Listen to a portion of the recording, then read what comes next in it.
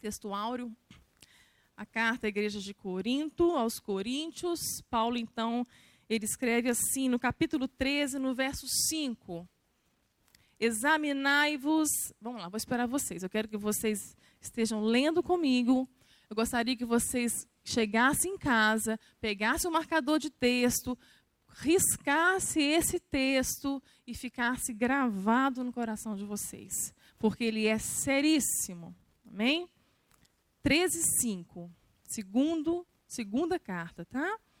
Examinai-vos a vós mesmos, se permaneceis na fé. Provai-vos a vós mesmos. Ou não sabeis, quanto a vós mesmos, que Jesus Cristo está em vós? Se não é que já estáis reprovados. Amém? Amém. Nós vamos voltar nesse texto, tá bom? Nós vamos falar hoje justamente de examinar a cada um examinar a si mesmo. Isso não é gostoso para fazer.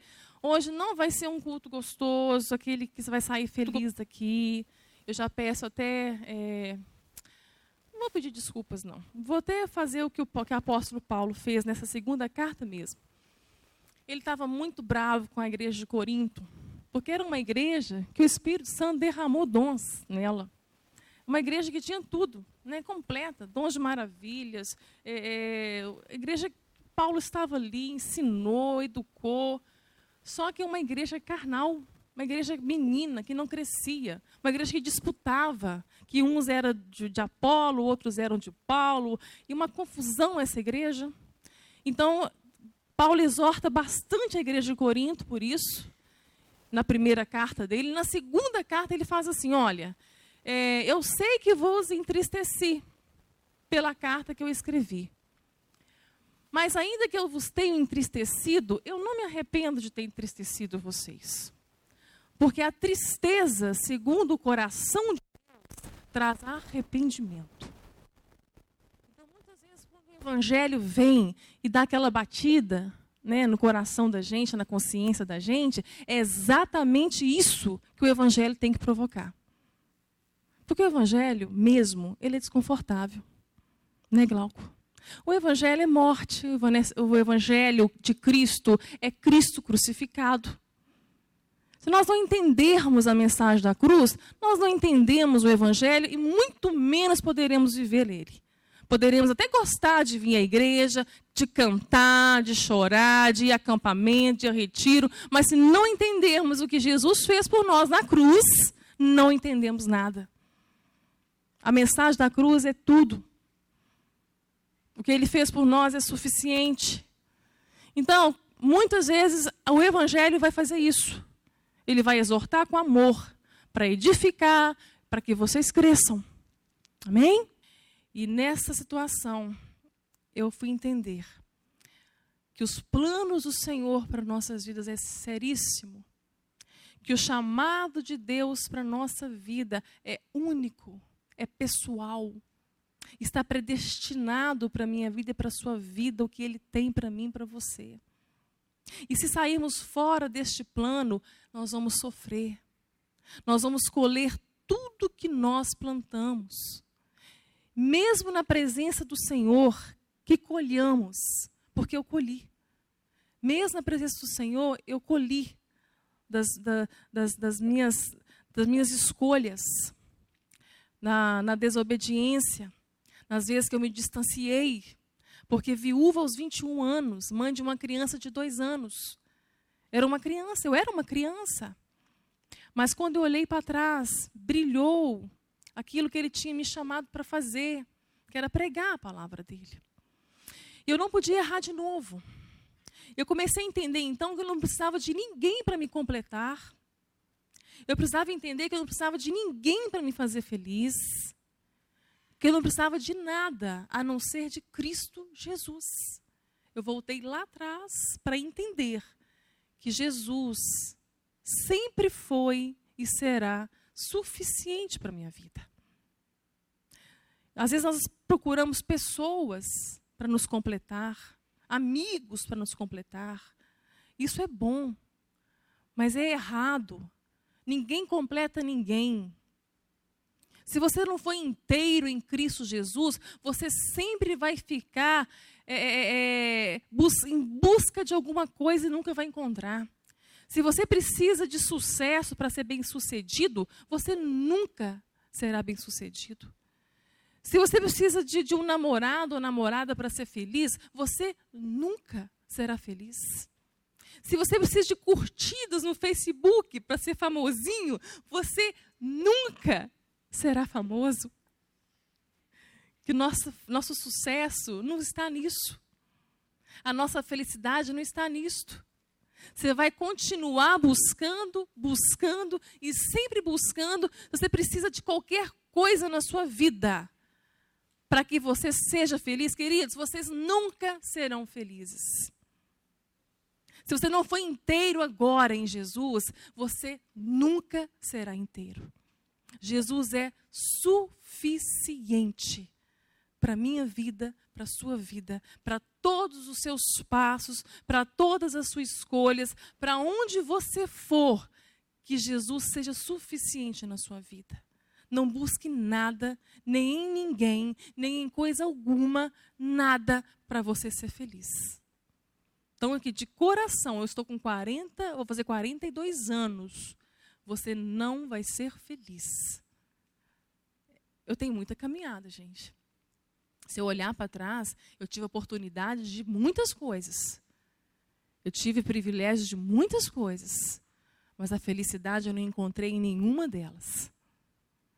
Com 22 anos, eu casei com aquele bonitão que está lá em cima. Eu fiz uma listinha para mim e falei assim, meu Deus, agora eu não posso errar de novo. Meu Deus, eu errei com 17 anos, tive a oportunidade estou tendo a oportunidade de recomeçar. Eu não posso errar de novo. Aos 22 anos eu falei, Senhor, eu já tenho uma experiência de namoro no mundo, agora eu não posso errar. Eu sei que só na rocha, só um casamento na rocha, só um namoro na rocha, que vai realmente fazer com que no Senhor eu esteja alcançando tua vontade. E eu pedi ao Senhor, então, o que eu comecei a observar? Primeiro, o rapaz, ele tem que ser bom filho. Então, eu teria que encontrar neste rapaz, primeiramente, servo de Deus. Teria que temer a Deus, porque esse erro eu não poderia cometer de novo. Poderia ser o melhor rapaz do mundo, mas o erro de pensar que eu vou levar ele para a igreja, esse erro eu não poderia cometer de novo. Vocês podem até tentar trazer alguém para a igreja aí, que vocês estão aí de olho, né? Mas não namora, não. Namore, não. Traga para a igreja, convida, né? Tenha amizade, mesmo se estiver na igreja. Mesmo se for da igreja. Amizade é tudo. Nós chamamos de corte. Amizade vai cortejar. Corteja a menina, corteja o menino. Mas não beija, não. Não abraça, não, porque vai dar tudo errado. Nós começa a entrar beijo, abraço, o negócio desacelera. Desacelera dos planos de Deus, mas acelera para outro lugar. Você não vai conhecer a pessoa. Entendeu? Olha que eu e Yara fizemos bonitinho. Então tá, passou na prova, era ótimo filho. Porque do jeito que o menino trata a mãe, meninas, do jeito que ele tratar a mãe, ele vai tratar você. Meninas, do jeito que o menino trata a mãe, é a mesma coisa. Meninos agora, do jeito que a menina trata o pai, ela vai tratar você. Viu? Então, por isso que tem que ter amizade, viu? Se ela for grossa com o pai, respondona, ela não vai ser submissa a você, não. Ela não vai submeter a você nunca, rapaz. Se você não for a cabeça da tua casa, teu lar vai desmoronar. Isso é princípio, princípio não quebra. Se a menina não se submete nem aos pais, não submete também a Deus, quanto mais a você. Sem essa que ela vai te dar satisfação de alguma coisa. E namoro é cumplicidade, é parceria. Tem que andar junto, tem que confiar um no outro. Tem que ter segurança um no outro. Jesus tem que estar no centro desse namoro. Então, vocês observem bem isso aí. Se o cara é de Deus, se a menina é de Deus, se tem compromisso com o Senhor, quais os planos para o futuro, se é preguiçoso, se é preguiçosa, ok? Porque tudo pode acontecer. Vocês têm muito chão pela frente ainda, tem muito aí para estudar, tem faculdade para fazer, façam. Siga o fluxo, ok? Não tenham pressa, não tenham pressa. Viva um dia de cada vez. Eu aprendi a viver assim, vocês têm que aprender a viver isso hoje, hoje. Obedeça ao Senhor hoje, se santifica hoje, se separa do mundo hoje. Assim o Senhor vai com você, Ele vai te honrar, Ele vai te ensinar, Ele vai te dar sabedoria para você escolher. Outra coisa, não tem uma escolhida e um escolhido não. Isso é conto de carochinha. Tá bom? Deus capacitou vocês para fazer uma escolha no Espírito Santo, com sabedoria. Ele te dá toda a capacidade e inteligência para isso. Não adianta colocar Deus no meio depois, quando o casamento der errado. Eu e Arison já socorremos o casamento com 23 dias de casado. Você tem noção? Porque o menino não saía do videogame. Não saía, o videogame era um ídolo, o bezerro de ouro dele era o videogame. Por que não viu isso no namoro? Gente, namoro é tudo. Se você deu errado no namoro, o namoro já começou o divórcio. No namoro, gente, nós trabalhamos com casados para sempre, muitos anos, nós pegávamos os casais mais jovenzinhos, os casados mais antigos, Glauco, a gente vê que o casamento, né, naquela geração, dessa geração que já passou, duram aí 40 anos, 50 anos, vão até a morte. Mas os casadinhos de hoje estão pensando assim, não deu certo, chuta o pau da barraca. Não é isso não, a Bíblia não mudou não. Evangelho é um só.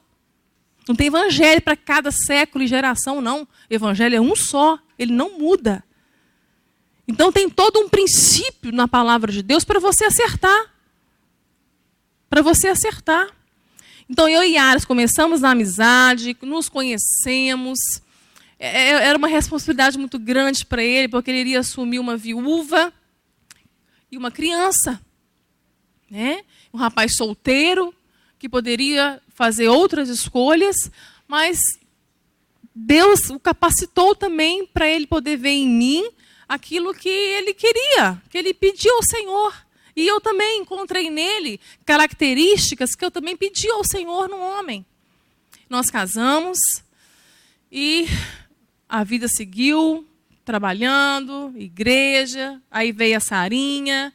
A Luana, hoje a Luana está casada há 5 anos, a Luana tem 23 anos, casou novinha também. Na época da Luana não tinha WhatsApp, não tinha Facebook, tinha MSN e Orkut. Aí eu ensino para os pais o seguinte, tem que ter senha dos filhos de vocês. Pai e mãe tem que ter senha. Tem que ter senha, vocês querendo ou não, por mais que vocês se sintam maduros, se sintam livres de qualquer perigo, vocês não têm noção. Não têm noção. Vocês são impulsivos, corajosos, aventureiros, acham que têm todo o poder e maturidade para tomar qualquer decisão. Então, eu tinha a senha da Luana, só que ela não sabia. Melhor é quando não sabe. Aí é ótimo. Quando não sabe, é melhor ainda. Se tivesse o jeito dos pais, desses forem espertos, pegar de vocês essa senha sem vocês saberem, seria uma bênção, tá? Então, durante 2 anos, a Luana ia dormir. Então, dos 12 aos 14 anos, eu lia todo o histórico da Luana. Todo o histórico da Luana. Sabe qual foi a surpresa que eu tive? A minha alegria? Porque a Luana era a mesma menina lá fora o que era dentro de casa. Nós vimos aqui, examine a sua fé. Veja que fé que você tem. Porque se você tiver uma fé falsa, uma fé impostora, você não tem fé, você tem crença. Nós vamos explicar direitinho o que é isso. Mas eu tinha uma fé sendo trabalhada, construída. Construída. E eu fui um vaso que quebrou muitas vezes nas mãos do Senhor. Mas o oleiro nunca desiste. Ele pega do mesmo barro que é você, e faz o vaso de novo. E o Senhor me refez várias vezes. Então, Deus estava trabalhando na minha fé. Eu não tinha uma fé verdadeira. Eu tinha uma fé mutilada. Eu tinha uma fé de crença. Que muitos, a maioria, todo mundo tem fé. Todo mundo tem fé. Até para comer um hambúrguer, você tem que ter fé, meu amigo. Você não sabe como foi feito, quem fez. tudo você tem que ter muita fé. Então, para ser ateu, então, aí que tem que ter fé mesmo. Tem que ter muita fé se tem alguma ideologia. Então, isso é crença, né? A crença é o quê? Eu acredito que Deus vai fazer, eu acredito que vai dar certo, eu acredito. Isso não é fé. Não é fé. Porque a fé verdadeira faz você compreender que Deus não vai fazer tudo o que você quer. Que o que você planeja, o que você sonha, talvez não seja o que Deus planejou para a sua vida. E você vai ter que crescer ouvindo os nãos de Deus. Sabendo que uma fé verdadeira, mesmo no não de Deus, você vai descansar. Porque você sabe que uma fé verdadeira vai cumprir na tua vida toda a vontade de Deus que Ele tem para ela. Então, mesmo diante dos nãos, das circunstâncias, das doenças, das perdas, a fé verdadeira vai te fazer descansar. E saber que Ele é Deus na sua vida. E que Ele não falha. Que Ele não perde o controle, que Ele está no governo de todas as coisas, que Ele é Senhor e Rei da sua vida. Ponto. Isso é fé. Então, muitos têm crença. Porque quando acontece alguma coisa que acreditou tanto que Deus ia fazer, aí, afasta de Deus. Deus não serve mais. O que está acontecendo hoje é uma igreja enorme de evangélicos, católicos, uma multidão de pessoas com crença no coração, servindo a um Deus que eles querem servir que Deus, um Deus de prateleira, um Deus à la carte, um Deus que você vai fazer as campanhas, vai sacrificar, vai determinar, vai profetizar e Deus vai te obedecer. Tipo assim, você já está convertido, só Deus não converteu. Então, você vai fazer um barulho, você vai fazer milhões de coisas, isso é legalismo, é você querer agradar a Deus pelo seu esforço, não vai acontecer. Isso é crença.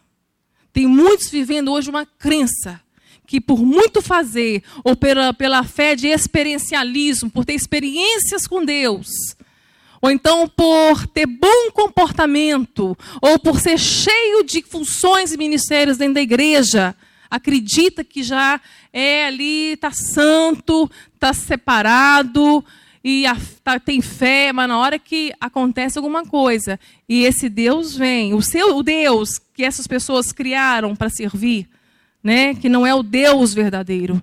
Então, o Deus deles vem e frustra esse sonho, porque o Deus verdadeiro não frustra ninguém. O Deus da Bíblia, o Deus de Abraão, de Isaac e Jacó, o Deus Pai de Cristo Jesus, o nosso Deus, o Jeová Rafá, Jeová Nissi, El Shaddai, o Deus poderoso, Criador do céu e da terra, Ele não decepciona ninguém. Mas quem são esses que não são decepcionados por Deus? Os que têm fé verdadeira. Quem tem fé verdadeira nunca será frustrado, porque vai entender que tem uma vontade soberana sobre a sua vida, que aquilo não aconteceu porque Deus não tinha para você, não estava na vontade dele para a sua vida. Por isso que é tão importante que nós não venhamos tomar o padrão deste mundo. Não seja conforme o mundo, não tenha amizade com o mundo, não goste das coisas do mundo. Não tomeis forma do mundo, mas transformai-vos na renovação da vossa mente. Para quê? Para experimentar o quê? A vontade de Deus. Então, só descansa em Deus quem tem a mente transformada, renovada, que se separou deste mundo para viver o evangelho verdadeiro. Só experimenta essa vontade soberana, que é boa, perfeita e agradável. Quem tem a mente transformada, quem converteu, quem nasceu de novo. Então tem muitos aí com fé que não é fé, é crença. Uma hora ou outra vai sair da presença do Senhor, ou nunca esteve. É o texto que acabamos de ler. Fazer exame é muito ruim. Eu vou fazer uma manhã de sangue. É muito ruim fazer exame. Qualquer tipo de exame é muito ruim. Exame para tirar carteira, exame para faculdade, exame para qualquer coisa é muito ruim. Agora, imagina ter que examinar a sua fé. É o que o Senhor quer fazer com vocês hoje. Examine a fé que você tem. Vê se Cristo está em vós. Se não é que já estejais reprovados. Que fé que eu tenho? Não vamos confundir santidade. Precisamos pregar mais sobre santidade. Que essa geração de hoje tem tudo, menos santidade. Santidade é ser separado para servir a Deus. É entender o porquê você está aqui, para qual motivo você veio. Você não está aqui a passeio não, meu querido. Essa vida que você está vivendo é uma oportunidade que Deus te deu quando nós viramos as costas para Deus lá no Éden. Ele deu o filho dele antes disso acontecer, porque iríamos perder o relacionamento com ele. Iríamos perder para sempre, para toda a eternidade, para ficarmos condenados a toda a eternidade, à ira de Deus. Você quer a igreja mais perfeita que aquela que tinha lá no Éden? 2 membros só. O pastor era o próprio Deus. Aí falam comigo que Satanás não entra na igreja. Ó. O diabo gosta de culto, gente. Gosta de culto, ele entra no ministério do louvor. Tem um monte de gente aí demonizada pregando a palavra, ensinando heresia, falso evangelho. Tem um monte de gente subindo para pregar cheio de pecado, pecado oculto, que não arrepende, não tem arrependimento nenhum. Como que o diabo não entra na igreja? Ele está parceiro da igreja.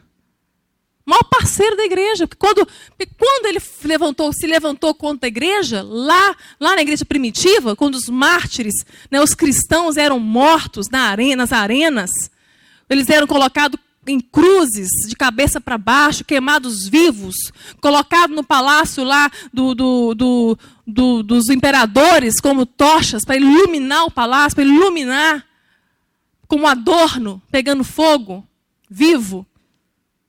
Quando o diabo fazia isso, ele achava que ia acabar com os cristãos, mas crescia muito mais, a igreja crescia muito mais. A igreja evangelizou, os apóstolos incendiaram o mundo. O mundo antigo foi todo evangelizado por 12 homens. E depois os mártires, veio os cristãos dispostos a morrer pelo evangelho. Adolescentes, jovens, dispostos a morrer por Cristo. Como ele fez então? Ele viu que não estava dando certo. Então se aliou à igreja. Através de Constantino, ele tornou todo mundo cristão. Agora todo mundo é cristão. Todo mundo é crente. Foi perdendo essa essência. Hoje nós temos cristãos verdadeiros, mas é um remanescente. Nós temos no Brasil mais de 60 milhões de evangélicos. Que vergonha. Se a gente for cotar os convertidos, é a minoria.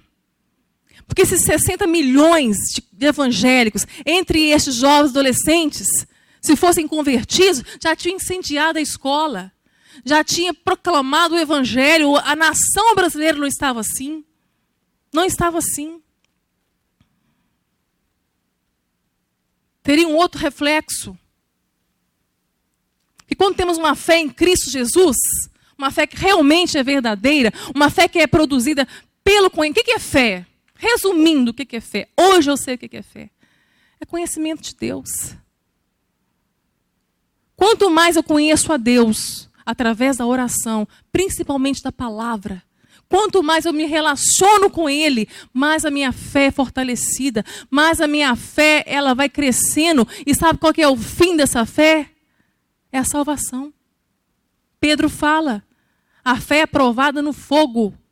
Assim como o ouro é queimado, quanto mais queimado, mais valor ele tem, assim a sua fé. Aí você está passando por tribulações, a adolescente passa por muita diversidade.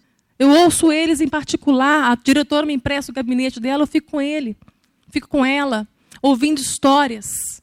E meninos, muitas vezes, que não têm a oportunidade que vocês têm de ouvir a palavra. Adolescentes que vieram de suicídios frustrados para a glória de Deus, mas automutilados. Cortado no corpo é de menos, automutilado na alma. ferido. Ferido. Há muitos adolescentes assim. E sabe o que mais me envergonha nas escolas? Que os evangélicos da escola, que deveriam dar um testemunho, que deveriam ser resposta para estes que estão tentando a morte, para se livrar da vida que vive, porque não é que queira morrer, não consegue mais viver com essa dor que sente. E se automutila por isso, para tirar a dor da alma. Os evangélicos deveriam ser respostas nessas escolas, nas faculdades, não são. Pelo contrário, Glauco, os pais são chamados justamente por causa dos evangélicos. Por causa do testemunho que eles dão. Examine a fé que você tem. Você está pronto para defender sua fé? As coisas estão desse jeito na nação brasileira por juízo de Deus. Tem uma igreja enorme no Brasil que virou as costas para Deus. Enorme. Servindo a um outro Deus chamado Mamon. A teologia da prosperidade faz muito sucesso no Brasil. Que o Brasil fomenta por isso. A corrupção é tão grande aqui, tão grande, que não adianta nem mudar a corja toda que está no governo. Não adianta trocar. Porque os que estão crescendo são corrompidos também. São corruptos também. Que para ficar rico, para ter dinheiro, vão se vender. Então vão chegar lá do mesmo jeito. Então daqui a 10 anos essa crise vem de novo. Até quando? Então o que nós estamos vendo é juízo de Deus. Nós estamos sendo disciplinados por causa da igreja brasileira que está no Brasil. Mas há uma igreja de Cristo. Há um remanescente. Há um remanescente. Marchando na terra. A noiva. Preparada já. Porque aí vem o noivo. Aí vem o noivo. E a Bíblia tem...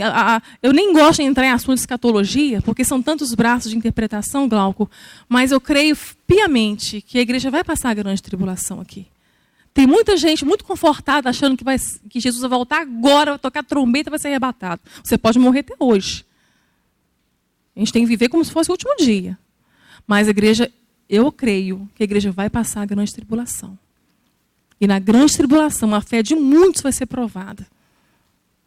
A palavra fala, se o Filho do Homem voltasse hoje, haveria fé na terra? Haveria fé no teu coração?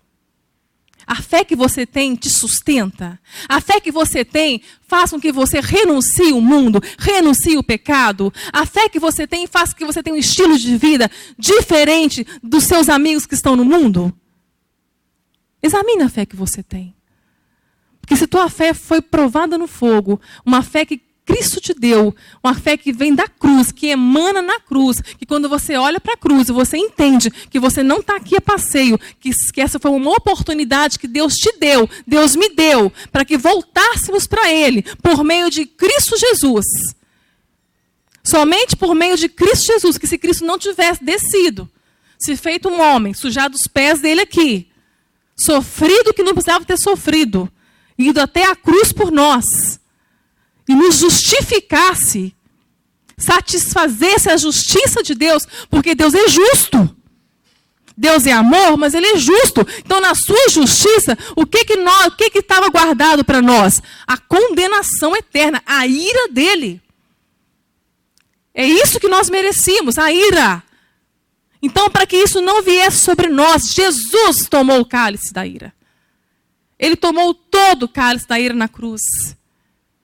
Ele rasgou a nossa dívida.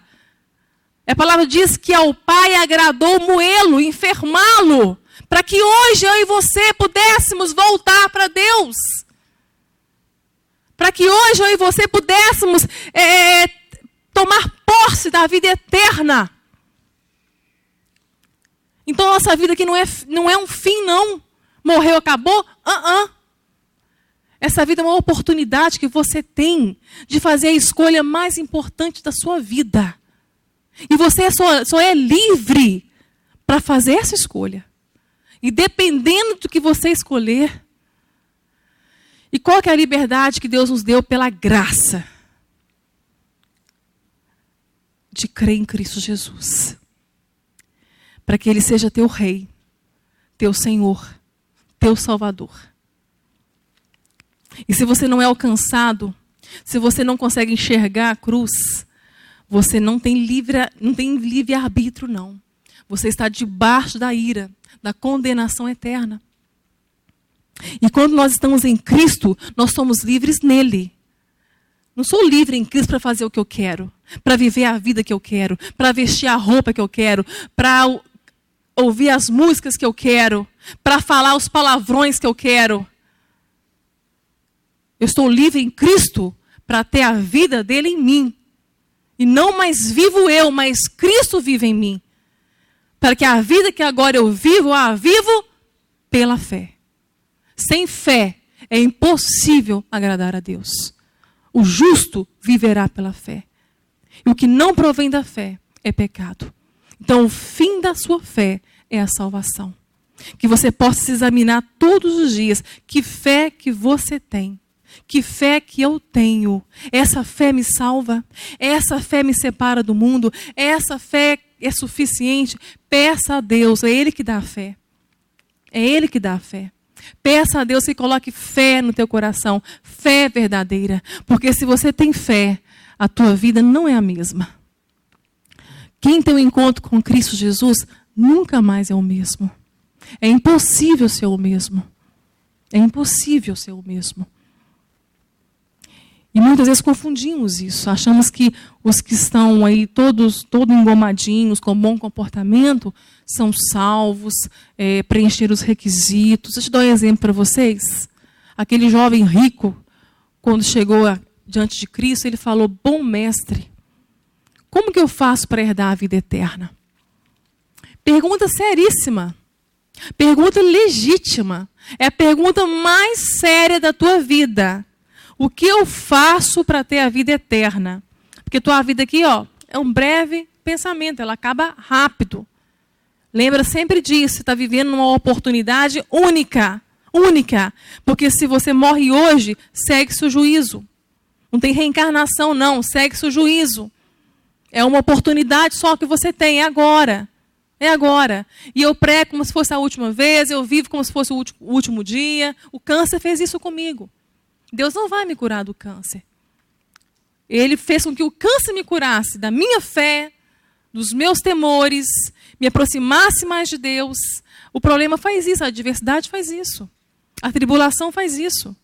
É para provar a tua fé. Só que por um propósito de Deus, Ele me permitiu estar no vale, enferma, sem cura. É um propósito dele, Ele quer me usar assim. Ele quer me usar assim, e isso está afrontando a muitos que falam que Deus tem que curar. E determinam cura, e determinam milagres. Porque estão tão presos nessa terra, nessa vida, que se qualifica o crente se ele for próspero, se ele tem saúde, se ele tem sucesso. Isso não qualifica crente nenhum. E Deus me deu como resposta para muitas igrejas, para a fé de muita gente, que Ele é um Deus que cura, mas que não vai me curar. E me ensinou a amá-lo incondicionalmente. É este amor que Deus quer com que nós o amemos, quando Ele diz não para você. E a minha fé brotou daí. A minha fé verdadeira brotou daí. E tem sido para mim uma bênção viver essa experiência, é uma aventura viver isso com Deus. Uma aventura, eu só tenho um dia para viver. Não era para a medicina, se eu fosse curada, não era tão significativo, porque eles iam ter o mérito, o crédito dessa cura, porque ela foi fantástica. Para a medicina, o milagre é eu estar viva. É impossível. São 13 anos. 13 anos atravessando esse vale. E agora com o terceiro câncer aqui. Então, é um milagre. E eu tive essa fé sendo construída. Então, a coisa mais importante da tua vida é onde você vai passar a vida eterna. Por isso que eu prego dessa forma, querido. Porque eu não sei, não temos o amanhã. Não temos o amanhã. E esse jovem rico, esse príncipe, né, todo bem vestido, falou isso para Jesus. Jesus fala assim, olha, guarda os mandamentos. Obedeça a eles. Aí ele pergunta, presta atenção. Aí o jovem pergunta, quais? E Jesus lista para ele. Presta atenção que eu vou fazer uma pergunta para vocês. Jesus lista para ele: não matarás, não furtarás, não adulterarás, não dirás falso testemunho, honra teu pai e tua mãe. E parou aí. O que o jovem rico falou? Ah, então eu estou salvo. Ó, fechou. Eu cumpro esses mandamentos desde a minha mocidade. Aí Jesus vai e fala, então vende tudo o que você tem e dá aos pobres. Aí o jovem caiu o semblante na hora. Ficou muito triste, porque ele era muito rico. Aí Jesus ele foi embora. Perdeu uma oportunidade de seguir a Jesus.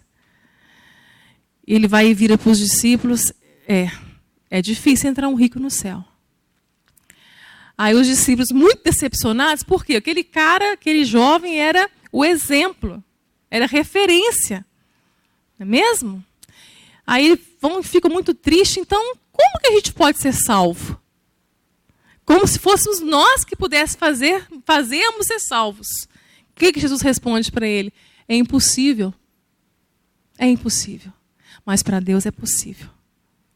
Para Deus é possível. Dê valor à salvação. Valorize o chamado. Se você consegue entender a cruz e ver a cruz, não foi porque você foi até ela, não. Ele te levou. Ele te mostrou. Agora eu pergunto, qual foi o erro desse jovem rico? Ele era obediente, exemplar, honrava pai e mãe. O problema dele era ser rico? Não era ser rico. Há muitos ricos servindo ao Senhor. Há muitos ricos generosos. Há muitos ricos que foram prosperados por Deus. Porque o coração deles não está na riqueza. Mas qual foi o problema desse jovem? Presta atenção, Jesus citou só 5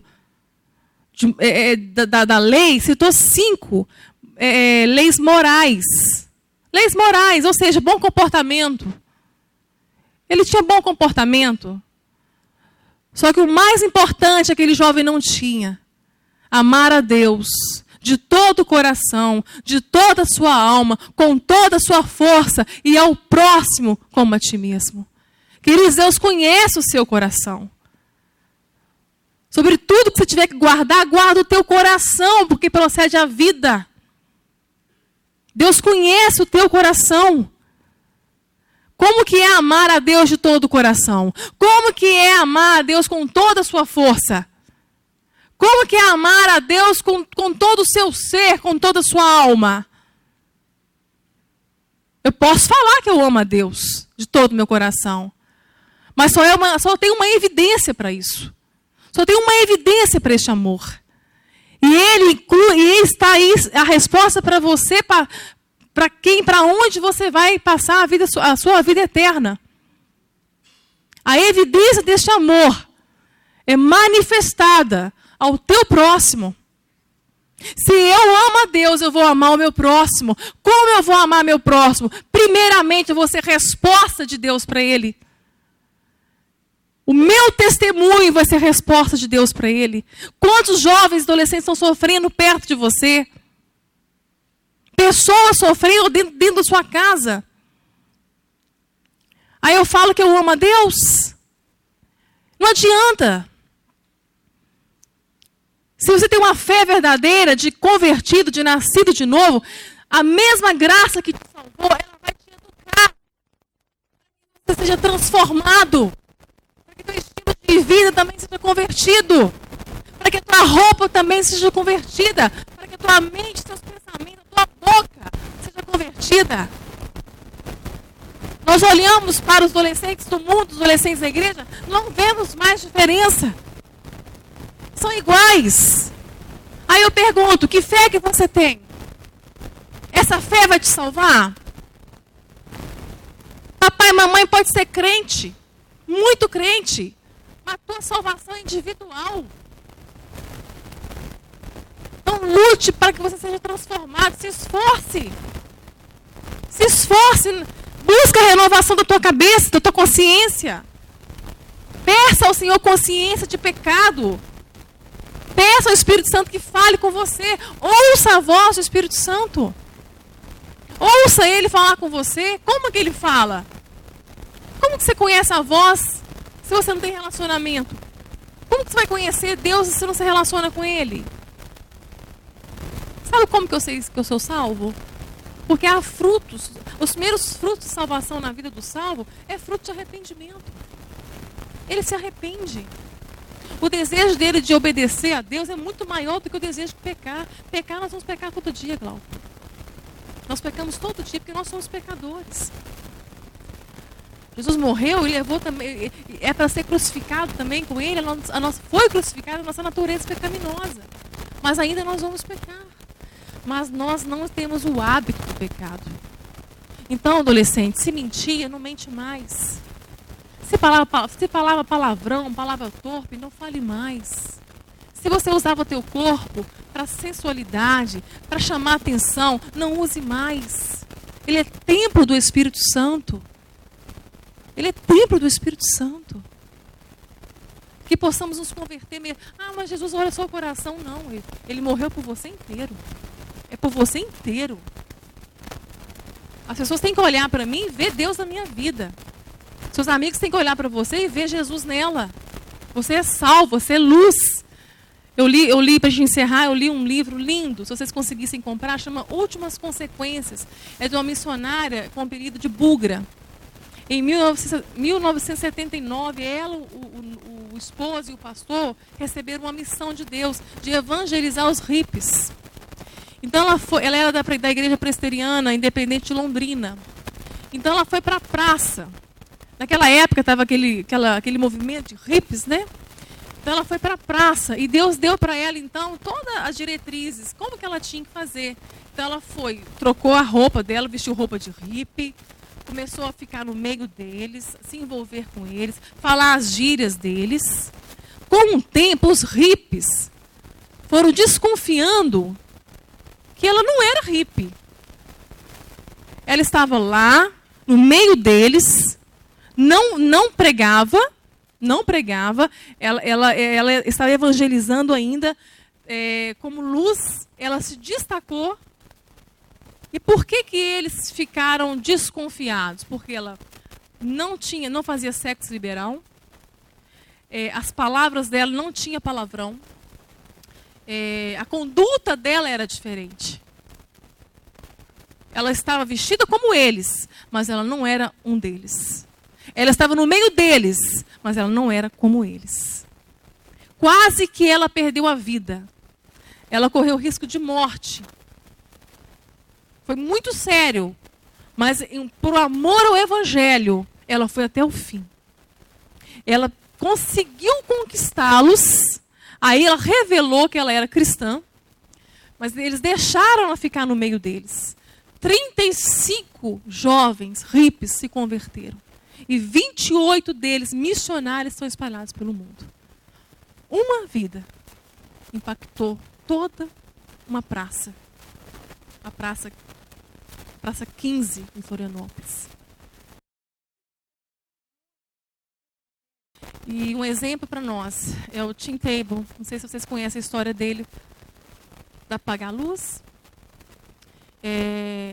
Esse cara, ele me chamou muita atenção, porque ele não tem vergonha da fé dele em Cristo Jesus.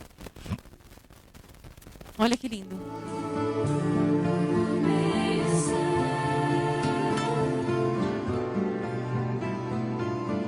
To the hill of the Lord, who may stand?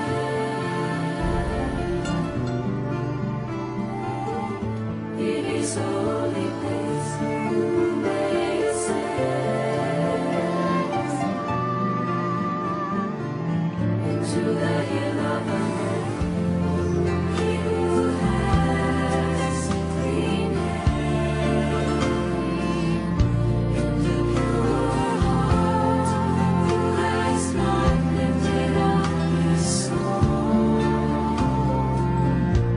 to an iron, he who has clean hands, in the pure heart, who has not lifted up his soul to an iron was for the he shall receive blessing from the Lord, and righteousness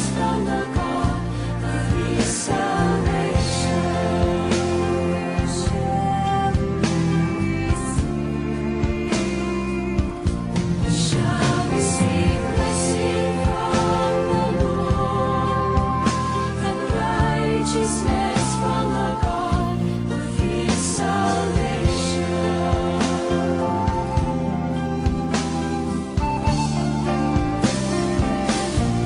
Shall receive blessing from the Lord. As the drive continue here. Jets show blitz. They're going to bring it.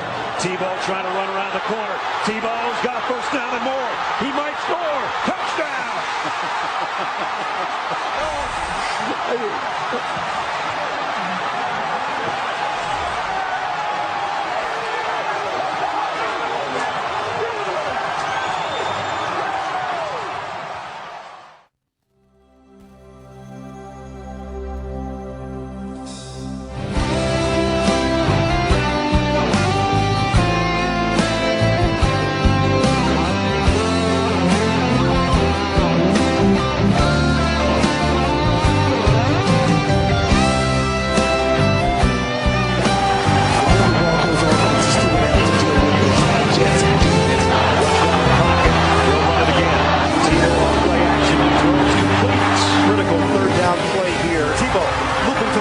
Tebow on the move, 10-yard line, 5-yard line, it's Tebow time! Touchdown! He's playing winning football. Let's give the man credit. Tebow has done it again! Tebow throws, touchdown Broncos! Tebow with a strike to put Denver right back in it. Tebow, deep ball, brought in by Decker. Kick on the way, and it is over in San Diego. Shakedown tackles. How about that play from Tebow? Touchdown! Fantástico, gente.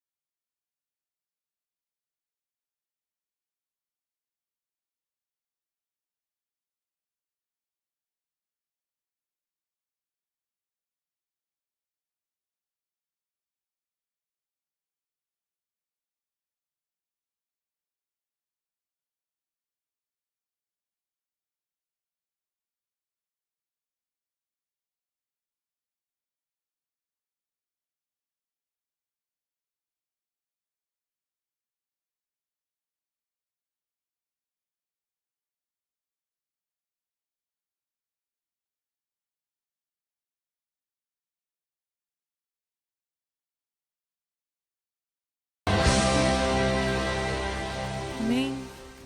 Examine a fé que você tem. Cristo está em você? Você é sal, você é luz. Tem influenciado? Tem deixado a sua marca? Feche os olhos, todos vocês. Vou fazer umas perguntas e você vai responder para você mesmo. Um exame difícil de fazer, mas tem que ser feito, queridos.